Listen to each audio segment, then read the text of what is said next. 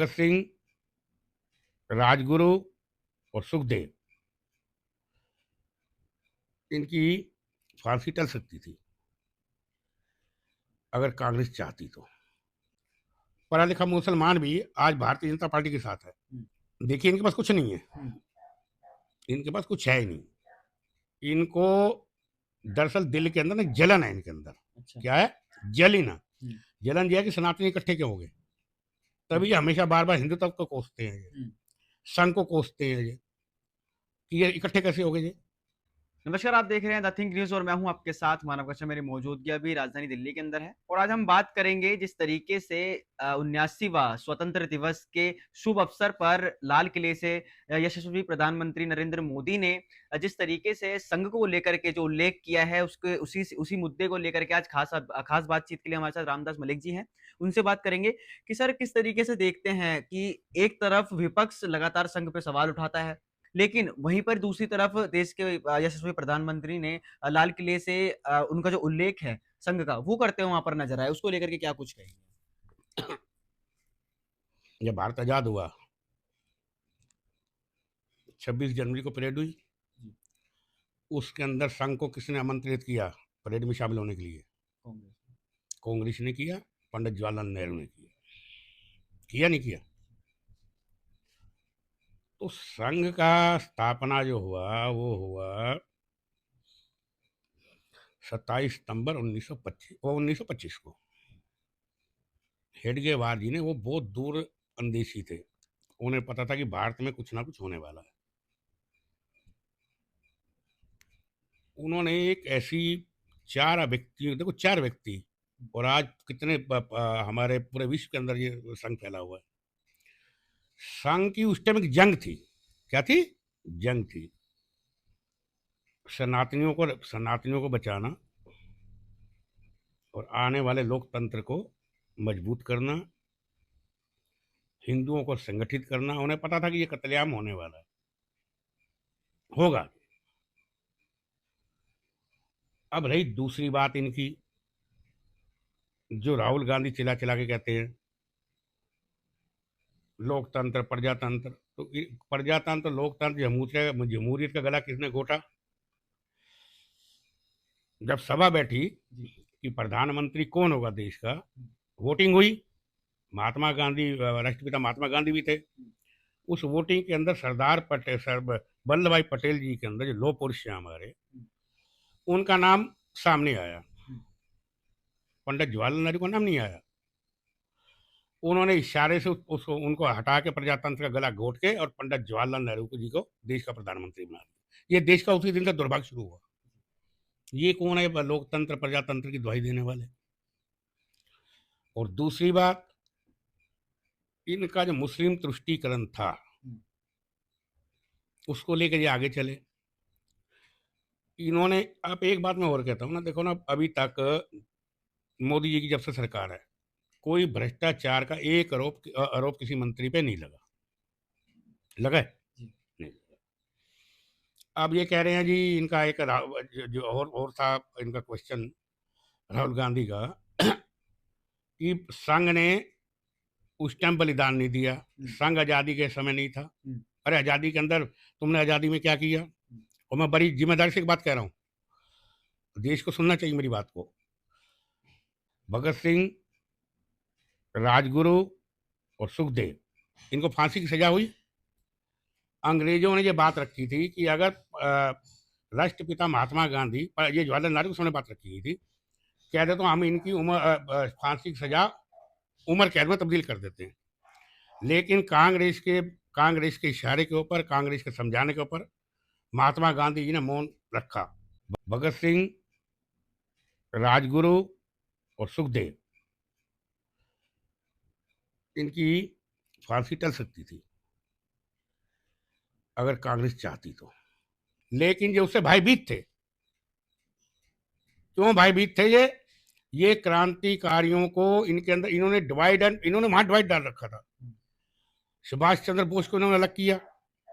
इन्होंने कभी भी ये नहीं चाहा कि इनके सामने कोई व्यक्ति उभरे। ये परिवार के हिसाब से अपने परिवार को आगे बढ़ाने वाले हैं। अब मैं एक बात और जोड़ देता हूँ क्या किया इन्होंने अपने अध्यक्ष, कांग्रेस के अध्यक्ष सीताराम केसरी के साथ, धक्के देके बाहर निकाला। क्या किया इन्होंने प्रधानमंत्री नरसिंह राव के साथ, जब उनकी मृत्यु हुई तो अकबर रोड के दरवाजे बंद कर दिए गए। और बड़े दुर्भाग्य से मैं कह रहा हूँ, बड़े दुख मन से कह रहा हूँ मैं, जब उनकी अंत्येष्टि हुई नरसिम्हा राव जी की, कोई सिक्योरिटी वाला नहीं था, उनकी लाश को कुत्तों ने नोचा और उद्देश्य नहीं देखा।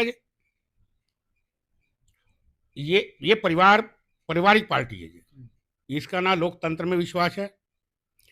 इंदिरा गांधी जी ने क्या किया, इलाहाबाद हाई कोर्ट से अपना चुनाव हार गई, आपातकाल देश पर लगा दिया, जितने देशभक्त थे, जितने देश प्रेमी थे, सबको जेल में ठूस दिया।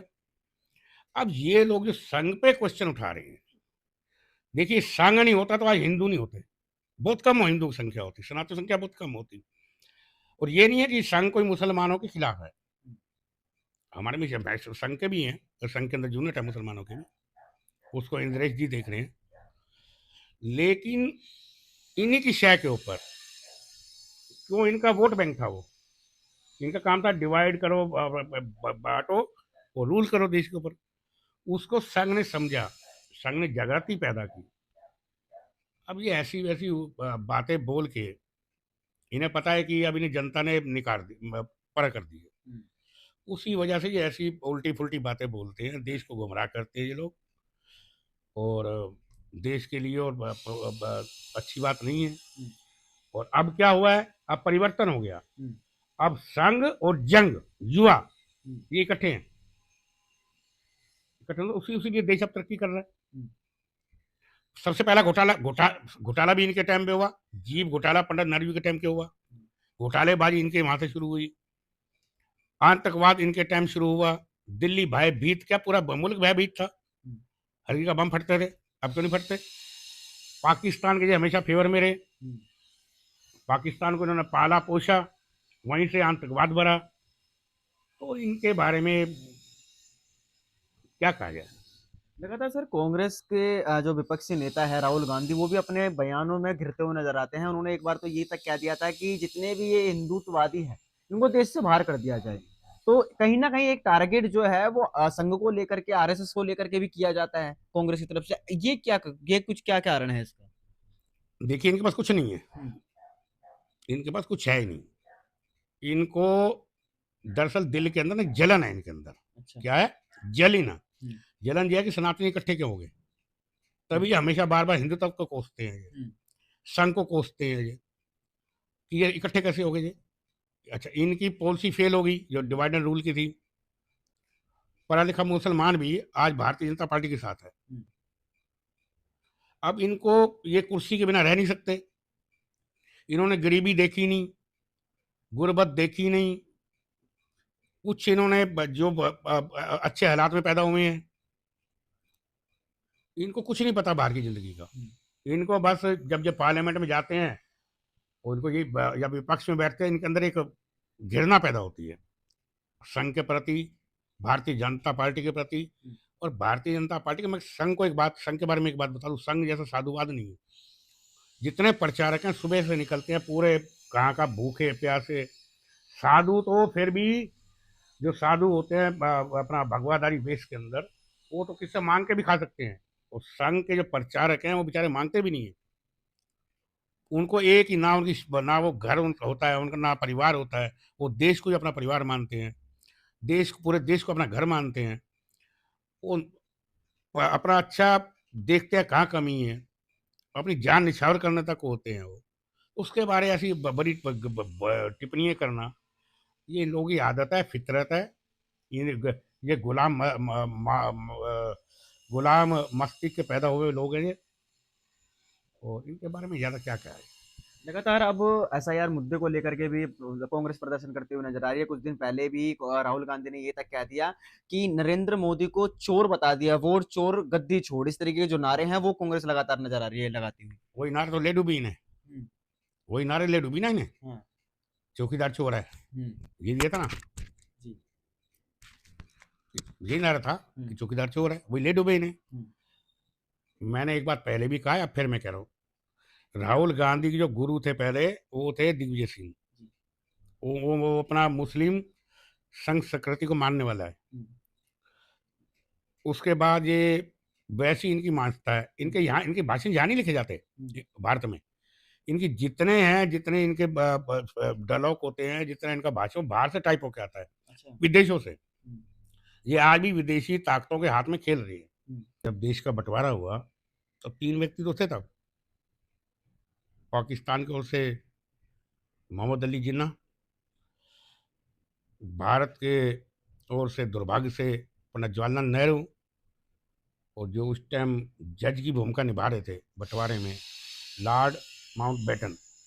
ये 3 थे। चौथी राय गांधी जी। इन्होंने अपने हिसाब से बंटवारा कर दिया।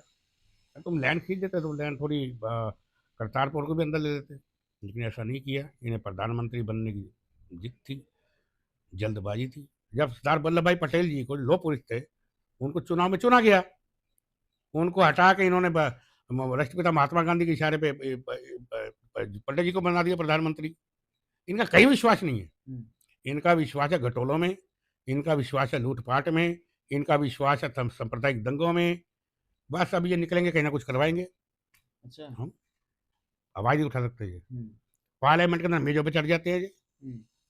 राज्यसभा पार्लियामेंट को चलने देते ये। प्रधानमंत्री को बोलने देते ये। प्रधानमंत्री के भाषण बीच में टोकते हैं ये। प्रधानमंत्री बैठा तो उसकी जाके गले पे लिपट जाते हैं ये। बताओ ये क्या है? कभी काले कपड़े पहन लेते हैं, कभी वो शिव जी उल्टी फुल्टी मूर्ति अंदर ले जाएंगे। पार्लियामेंट का तो उन्होंने वो बना रखा अखाड़ा। लोकसभा को, राज्यसभा को अखाड़ा बना रखा है इन्होंने। अब कुछ मुद्दा हो तो बोले। अब वो मुद्दा होता नहीं, बात इनका काम ही चिल्लाना है। उल्टे फुल्टे इनके अध्यक्ष है कांग्रेस के, खड़गरे जी। अब वो क्या बोलते हैं किसी को समझ भी नहीं आती। जो बोलना शुरू करते हैं वो किसी समझ नहीं आती। अरे भाई धीरे बोल लो। और वो साथ में सोनिया गांधी जी बैठी होती हैं, बगल में राहुल गांधी होते हैं, पीछे प्रियंका जी होती हैं। वो अब इनके अंदर एक होड़ मची हुई है कांग्रेसी कार्यकर्ताओं, इनके जो अध्यक्ष समेत इंक्लूडिंग, कि जितना चलाओ, उल्टा चलाओ, सीधा चलाओ, चिल्लाओ, ताकि सोनिया गांधी के अंदर नंबर बने। सोनिया गांधी के सामने, राहुल गांधी के सामने अच्छा बोलते हैं। इन्हें कुछ नहीं बोलना, इन्हें खाली चलाना है। इन्हें विघ्न पैदा करने, इन्हें देश के प्रति, मैं तो करूँ, इन्हें देश के प्रति जरा सा भी लगाव नहीं है। कि देश की दिशा में जा रहा है, नौजवान की दिशा में जा रहा है, बेरोजगार की क्या हालात है, इन्हें कुछ नहीं पता। इनका मकसद ये है बस चिल्लाना। पर अब इनका खड़गड़े बोलते हैं जो अध्यक्ष, समझ नहीं आता, शोर मचाना शुरू कर देंगे। तो ऐसा आज देश बेहद सुरक्षित हाथों में है।